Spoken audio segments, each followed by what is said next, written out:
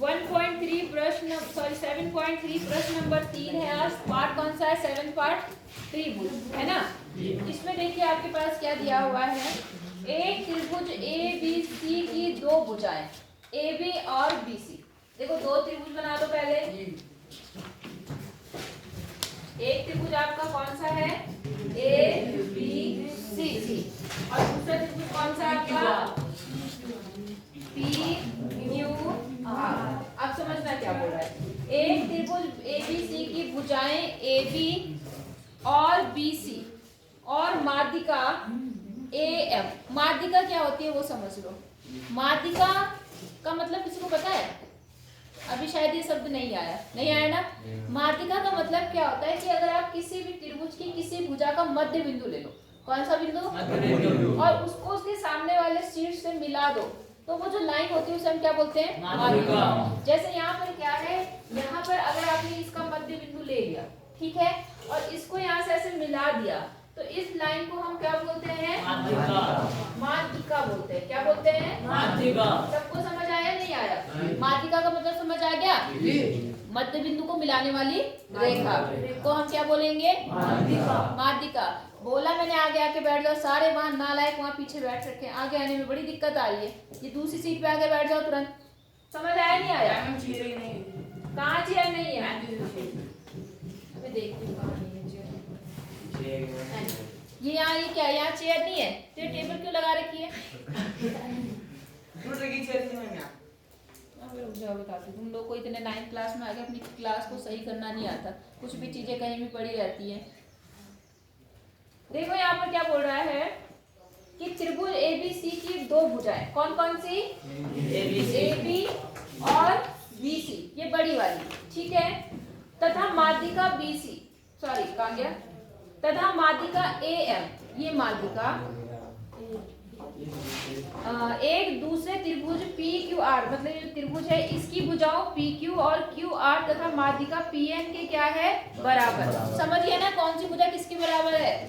उसने कहा A B B C और ए एम क्रमशः किसके बराबर है? पी क्यू क्यू आर और ए एम। क्रमशः का मतलब समझ गए ना, जो इसके क्रम में आ रही है। मतलब ये वाली भुजा इस वाली भुजा की क्या है? बराबर। और ये वाली भुजा ये इस भुजा की क्या है? बराबर। और ये वाली भुजा इस भुजा की क्या है? बराबर। सबको समझ आ गया?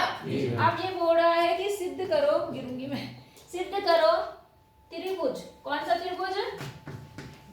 सिद्ध करना है। क्या सिद्ध करना है? कि त्रिभुज, कौन सा त्रिभुज? ए बी एम सर्वांगसम है त्रिभुज पी क्यू एन, ठीक है। देखो ए बी एम ये छोटा त्रिभुज इस छोटे वाले त्रिभुज के क्या है? सर्वांगसम है। आपको ये बात बतानी है। बोलो बात समझ आई है नहीं है? आगे सबको ये छोटा त्रिभुज छोटे त्रिभुज की क्या है? ये सिद्ध करना है। तो बताओ मुझे कैसे होगा? कैसे? तीनों भुजा नहीं बराबर है। ये तो इसके बराबर है, ये इसके बराबर, ये तो दिख रहा है, लेकिन ये पूरी भुजा इस पूरी भुजा की क्या है? तो हम क्या बोलेंगे? ये वाला लेना है हमें, ये भुजा इसके बराबर करनी है। तो क्या ये भुजा इसके बराबर है या नहीं है? कैसे? क्योंकि आप कैसे लिखेंगे? तीसरा पॉइंट लिखना बता रही, ठीक है, बाकी आप लिख लेना। क्या लिखोगे आप? चूंकि BC बराबर किसके दिया हुआ है? QR, हाँ या ना? तो BC का आधा और QR का आधा भी तो आपस में बराबर होगा। तो BC का आधा मैंने ले लिया BM, क्या ले लिया? BM। और इधर से क्या ले लिया मैंने? तो ये आपस में बराबर हो गए। अब देखो ये इसके बराबर, ये इसके बराबर और ये वाली लाइन इसके बराबर हो गई। इसका मतलब त्रिभुज क्या हो गया? समझ आ गया कि नहीं है? कठिन है? कौन से रूल से? एस कोई दिक्कत? ठीक है। अब दूसरे पॉइंट पर आ जाओ। दूसरा पॉइंट बोलता है त्रिभुज ए बी सी मतलब कौन सा त्रिभुज? बड़ा वाला त्रिभुज। इस त्रिभुज पी क्यू आर के क्या है? बराबर है। क्या है? बराबर। सर्वांगसम है। समझ आई बात? तो आपको ये बताना है। आप बताओ कौन बताएगा? ये बड़ा त्रिभुज, थोड़ी देर के लिए लाइन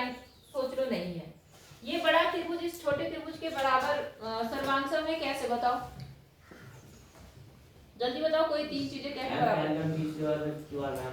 बिल्कुल, ये BC किसके बराबर है? QR के। और AB किसके बराबर है? PQ। अब तीसरी चीज ढूंढ लो बस, है AC बराबर PR। ना तो ये दिया है, ना ये कोई त्रिभुज दिया है कि मतलब ऐसा त्रिभुज है किसकी खासियत है कि बराबर है, तो आप किस आधार पर उसे बराबर कहोगे? ABC और PQR। हाँ, ये कोण होगा बराबर। कौन सा वाला? ABC वाला। ये क्यों के क्या होगा? क्यों होगा ये बता दो बस। क्योंकि मैं वो सर्वांशम हो गया पहले।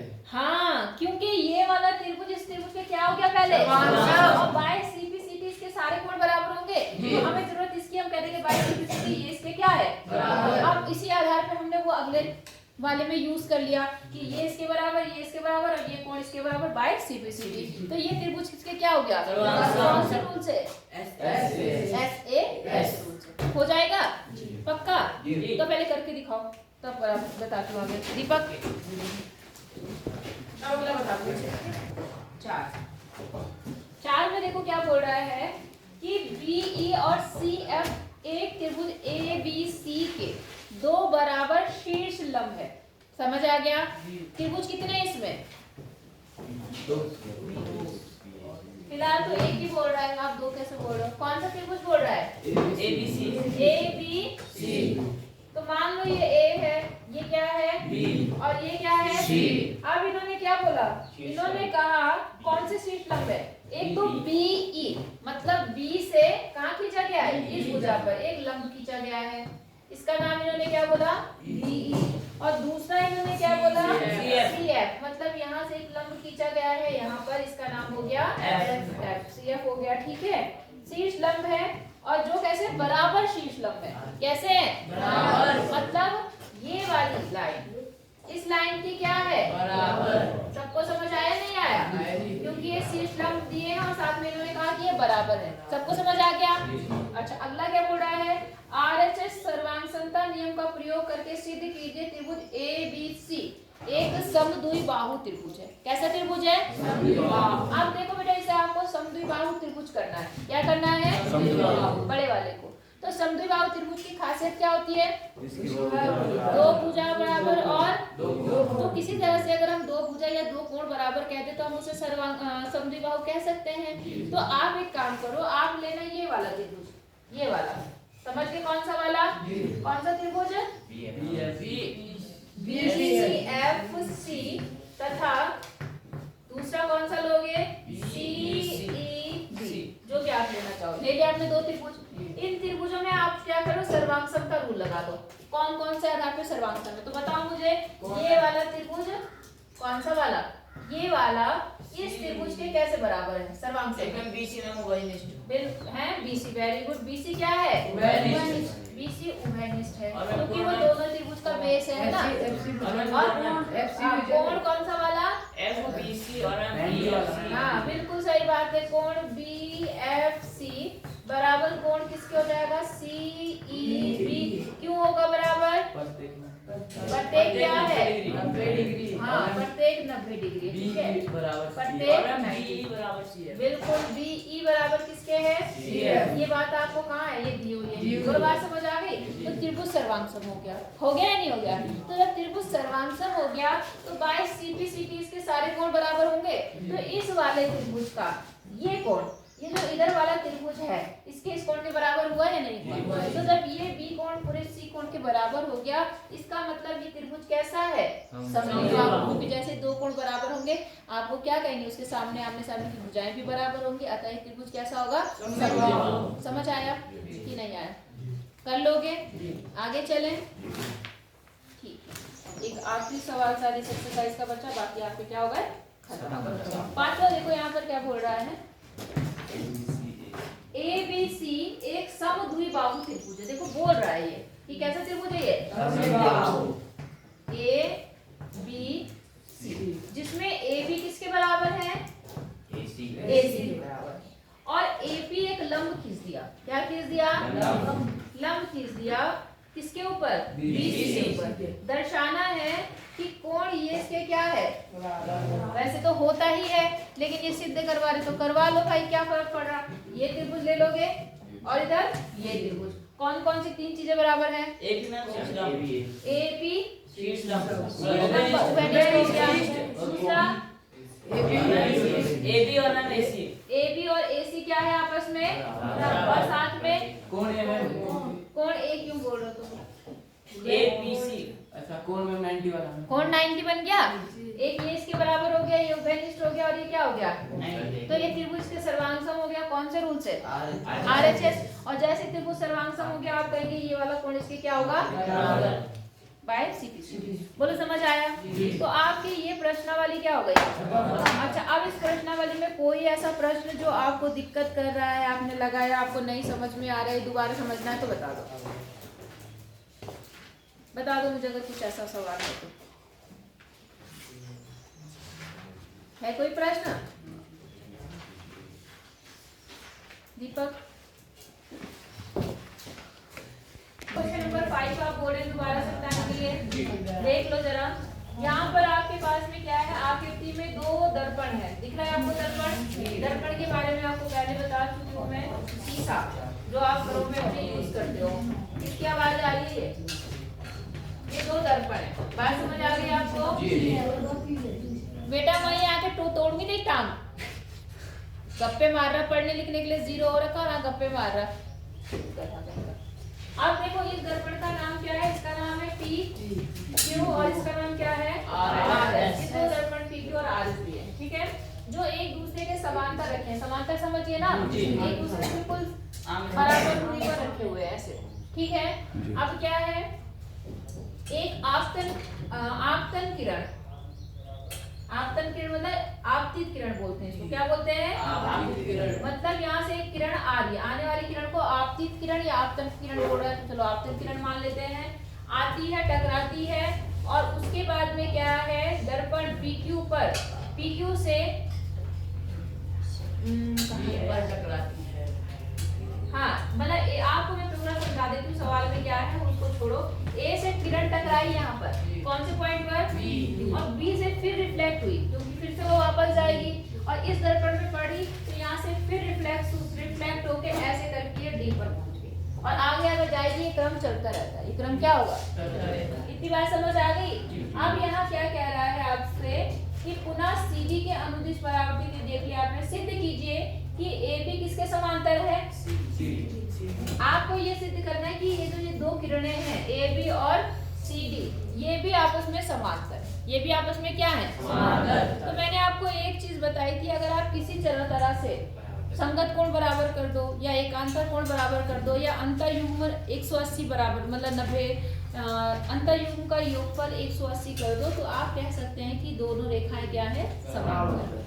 समांतर बराबर नहीं, क्या समांतर। तो यहाँ पर क्या है, अब ऐसा तो कुछ नहीं बन रहा है, केवल एकांतर हो सकता है। क्या हो सकता है, इसी तरह से अगर ये Z बन रहा है, मतलब इस पूरे कोण को इस पूरे कोण के बराबर कर दूं तो आपका उत्तर आ जाएगा। आप उस आधार पे कह देंगे दोनों रेखाएं समांतर हैं, हाँ या ना। अब आप यहाँ पर इसको करने के लिए क्या काम करो, आप एक अभिलंब खींच दो। क्या खींच दो, अभिलंब। अभिलंब का मतलब क्या होता है, एक रेखा आपने मान ली जो दर्पण से बिल्कुल 90 अंश का कोण बनाती हुई आ रही है। बात समझ आ गई आपको? अब आपको जो परावर्तन का नियम है मैंने कहा वो पता होना चाहिए। परावर्तन का नियम क्या बताया था मैंने आपको, जो आपतित किरण और परावर्तित किरण से जो कोण बनते हैं इनको बोलते हैं कौन सा कोण, आपतन कोण। कौन सा कोण, आपतन कोण। आपतन कोण जिसको आप इंग्लिश में आई लिखते हैं, क्या लिखते हैं, आई। और ये दूसरा कोण होता है जो बोलते हैं परावर्तन कोण। कौन सा कोण, परावर्तन कोण। तो आपतन कोण हमेशा किस कोण के बराबर होता है, परावर्तन कोण के हमेशा बराबर होता है। बात समझ आ गई? तो उस हिसाब से ये अगर मैं इसको एक कोण मान लूं, इसको 2 मान लूं, तो कोण 1 किसके बराबर होगा, कोण 2। नहीं आई बात समझ? अब ये यहाँ पर आके टकरा गई, यहाँ के क्या हो गई, और टकराने के बाद रिफ्लेक्ट हो गई, तो यहाँ पर फिर से 2 कोण बने। इस कोण का नाम क्या है, 3 और 4। तो कोण 3 और कोण 4 भी उसी नियम के अनुसार क्या होंगे, कौन से नियम के अनुसार, परावर्तन के नियम से। कौन से नियम से, परावर्तन के नियम। लिख देना तो पता लग जाएगा कि आपको पता है। परावर्तन के नियम से ये क्या हो गया, बराबर हो गया। इतनी बात समझ आई या नहीं आई? आ गई? अच्छा, अब देखो जरा, आप जरा इस पे ध्यान दो। ये लंब है, ये क्या है? लंब। और ये भी क्या है? लंब। नहीं आई बात समझ में? तो जो ये लंब होते हैं, ये आप बताओ, ये समांतर रेखा है, आई बात समझ में? और उसके ऊपर 90 डिग्री का कोण यहाँ बन रहा है, 90 डिग्री का कोण यहाँ बन रहा है। तो ये लाइनें भी आपस में क्या होंगी? समांतर होंगी। क्या होंगी? समांतर। आई बात समझ में? क्यों होंगी समांतर? कि नहीं आई? मान लो ये जो ऊपर का ये मेन रोड ये लगी है ना आपकी लकड़ी, और ये जो जमीन है, ये एक दूसरे के समांतर है। लग रही है आपको समांतर? अब मैं इस पे दो अभिलंब बनाती हूँ। एक अभिलंब मैंने यहाँ खींच दिया, एक अभिलंब मैंने वहाँ खींच दिया 90 डिग्री। तो ये अभिलंब भी आपस में क्या होंगे? समांतर होंगे। क्या होंगे? समांतर होंगे या नहीं होंगे? बराबर भी होंगे। क्या होंगे? बराबर भी होंगे, क्योंकि यहाँ देखो इनके बीच की दूरी क्या है? बराबर। अगर मैं इसको पूरा यहाँ तक ले आऊँ तो ये दोनों आपस में क्या होंगे? बराबर भी होंगे, क्योंकि समांतर रेखाओं के बीच की दूरी हमेशा क्या होती है? बराबर। नहीं आई बात समझ में? आ गई? तो आप क्या बोलेंगे? इसका नाम दे दो बी, कुछ भी नाम दे दो। क्या नाम दे दो? आप क्या बोलेंगे यहाँ पर? आप बोलो बी एक्स मान लो, इसको क्या मान लिया आपने? वाई। जो यहाँ पर बी एक्स है वो लंब, वो क्या होगा? वो भी लंब, वो समांतर होगा किसके? सी वाई। समझ आया क्यों होगा कि नहीं आया? अगर नहीं आया तो भी समझ सकते हो। आ गया ना सबको समझ में? तो ये दोनों रेखाएं कैसी होंगी? समांतर होंगी। अगर ये समांतर होंगी तो ये वाला कोण इसके क्या होगा? कोण 2 किसके बराबर होगा? 3। क्यों? समांतर है तो कौन सा कोण बन रहा है? एकांतर कोण बन रहा है, इसलिए ये कोण इसके क्या है? इतनी बात समझ आ गई? अब जरा देखो, ये इसके बराबर था, ये इसके बराबर था, ये इसके बराबर हो गया। ये पूरा लिखना पड़ेगा आपको। ये इसके बराबर है, ये इसके बराबर है, तो ये इसके बराबर है, इसका मतलब ये भी इसके क्या है? बराबर। आई बात समझ में? अब ये सारे आपस में बराबर हो गए, तो बराबर को बराबर में जोड़ो तो आंसर भी क्या आएगा? बराबर आएगा या नहीं आएगा? तो उस हिसाब से आप सीधा कह सकते हो कि 1 + 2 बराबर किसके हो जाएगा? 3 + 4 के। और अगर आपको इन इक्वेशन के माध्यम से बनाना है तो भी आप कर सकते हो। कैसे कर सकते हो? पहले इन इक्वेशन को जोड़ लो, तो देखो यहाँ से कितना आ जाएगा? कोण 1 + कोण 2 बराबर हो जाएगा यहाँ पे कोण कितना? 3 + 1 मिनट, 3 और प्लस कितना? 2। ये होगा नहीं होगा? ये वाला और ये वाला इधर जुड़ गया, ये वाला इधर जुड़ गया, हाँ है ना? और आप अब क्या काम कर सकते हो? 3 किसके बराबर है? 4 के। 3 4 के बराबर लेके फायदा नहीं है। चलो ऐसे मत लिखो, इसमें ज्यादा भी करें। आप सीधे कहना कि सारे कोण आपस में क्या है? बराबर। कोण 1 बराबर कोण 2 बराबर कोण 3 बराबर कोण 4। किस रूल से? इसके बाद। ये समझ आ गया? अब आपस में इनको किसी को भी जोड़ दो, बराबर में बराबर जोड़ने पर उत्तर भी क्या आएगा? बराबर। तो यहाँ पर क्या होगा? 2 1 + 2 जो होगा वो हमेशा किसके बराबर होगा? 3 + 4 के होगा। या आप पूरा बोल सकते हो इसको। समझ आया? कोण ABC बराबर किसके हो जाएगा? कोण DCB के। अब ये कौन सी स्थिति में है? आप क्या बोलेंगे आप? परंतु ये एकांतर स्थिति है। कैसी स्थिति में है? एकांतर स्थिति में है। तो जब कोण एकांतर स्थिति में है, इसका मतलब ये रेखा AB किसके समांतर हो जाएगी? CD। बोलो बात समझ आई है नहीं आई? पक्का आ गई? आप क्या बोलेंगे? ये इसके बराबर है परावर्तन के नियम से, ये इसके बराबर है परावर्तन के नियम से। अब अभिलंब जो खींचे आपने वो क्या होंगे? बराबर होंगे। क्या होंगे? और साथ में क्या होंगे? समांतर होंगे। क्या होंगे? समांतर। इतनी बात समझ आई या नहीं आई? आ रखी है? अगर ऐसे नहीं समझ में आ रहा समांतर कैसे हो, तो आप इसको भी मिला सकते हो। क्या कर सकते हो? मिला सकते हो। तो अगर आप वैसे देखना चाहो, लेकिन उतना लंबा करने की कोई जरूरत तो है नहीं, खैर मेरे हिसाब से आपको मैंने बता दिया कि ये क्यों होगा बराबर। समझ आ गया ना? बस उतनी बात समझो कि क्या है यहाँ पर जो अभिलंब है वो, क्योंकि ये दोनों समांतर रेखाएं हैं और समांतर रेखाओं के बीच की दूरी हमेशा क्या होती है? बराबर। अब ये कोण कितना है? 90। अगर मान लो इसे मिला भी दिया जाए तो ये कोण भी कितना बनेगा? तो 90 90 भी कितना हो गया? 180। अंतःयुग्म बन रहे नहीं बन रहे? इसका मतलब ये रेखा किसके है? समांतर ही है। नहीं आई बात समझ में? बस आप समांतर बोल दो, डायरेक्ट बोल देना। आप ये सारे रूल समझा के लिखित में लिख देना, कोई दिक्कत नहीं है। उसके बाद सीधे कहना कि बराबर में बराबर जोड़े पर उत्तर भी बराबर ही आएगा। ये इसके बराबर सारे आपस में बराबर है ना, कोई भी दो जोड़ने पर दो के बराबर ही आएगा। तो हमें जरूरत एक और दो की, तो हमने एक और दो को जोड़ा, उसको तीन और चार के क्या होगा, बराबर होगा। तो बस आपका, इसलिए हम कह सकते हैं ये रेखाएं कैसी हैं, समांतर है। बोलो बात समझ आ गई है? और कोई प्रश्न है तो बताओ, है? हाँ ना, अभी नहीं बोल रहे, नहीं है तो घर से प्रैक्टिस करो, उसके बाद मुझे बताओ। अच्छा सुनो, इसके बाद क्या करना है।